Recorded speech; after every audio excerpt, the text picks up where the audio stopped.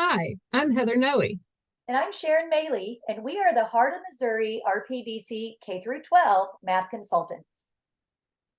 In July, we will be getting a third math consultant. We can present Math PD to your staff before or after school, during school, or even during the summer. And anytime we come to your district, there is no cost to you. That's right, it's absolutely free. We would like to share some of the free PD that we are offering schools. We'll begin with the DESE math documents. There is a treasure trove of materials that you can use to help you make curricular decisions, to help prepare for assessments, and to help gauge the level of rigor of classroom lessons and more. We can demonstrate how to utilize the crosswalks to align your resource to the Missouri Learning Standards. Another DESE document is the item specifications. The item specifications is a K through Algebra 2 document that provides information about the Missouri Learning Standards. Item writers use this document as a guide to create questions for the state exam. It's also important that educators know what the expectations are for students as it relates to the learning standards. The updated document will be released this summer to include sample stems for every standard. Another valuable DESE document are the priority standards. We point out the focal domains, which are the big ideas, and how they connect across the grade levels.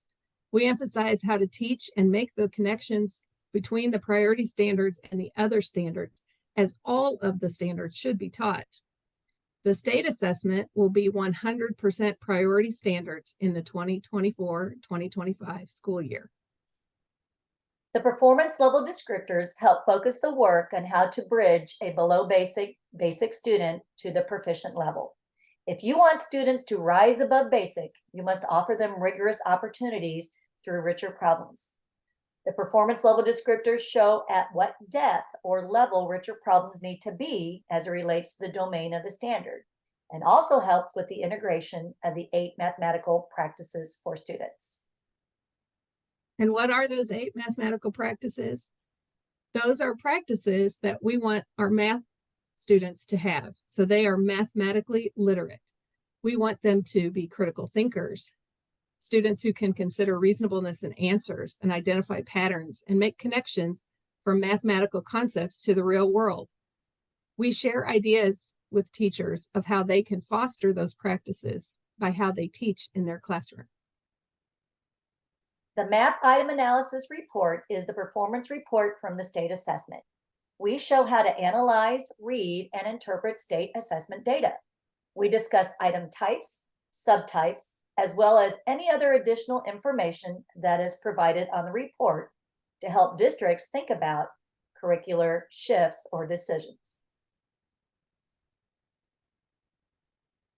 Fluency in math is the goal for all of our students.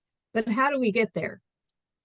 We use the research from Jenny Bay Williams and John San Giovanni's book, Figuring Out Fluency, and start the discussion with teachers about what is math fluency and what it looks like in their classrooms, and then help develop and equip the teachers to create fluent students in their classrooms. Number talks are a routine that can help build fluency. Do your students need to improve in mental reasoning, constructing arguments, and making use of structure and patterns? Well, number talks is a metacognitive routine that can help shift the classroom from rule following to sense making.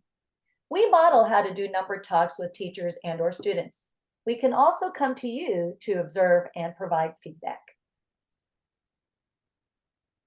Understanding ratios and proportions is essential for success in mathematics, and these concepts are introduced in elementary school but extend into algebra and geometry and beyond.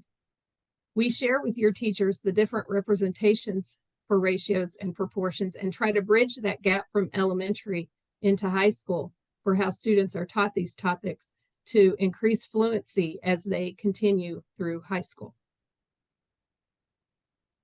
Rich tasks provide students for opportunities to collaborate and think critically while persevering through problem solving. When we provide free PD, we always begin by doing some math to model what a low floor and a high ceiling task looks like that educators can take away and implement the very next day in their classroom with their students. We also provide a monthly newsletter for teachers, instructional coaches, and administrators that sign up. It includes updates about conferences, DESE updates, problems of the week, and other information. You can use this QR code or link to sign up to receive that newsletter when it starts up again this August. And thank you so much for letting us share with you today. Our calendar is filling up, so submit a request soon to get us booked on your calendar. We look forward to the opportunity to work with you and your district. Thank you. Thank you.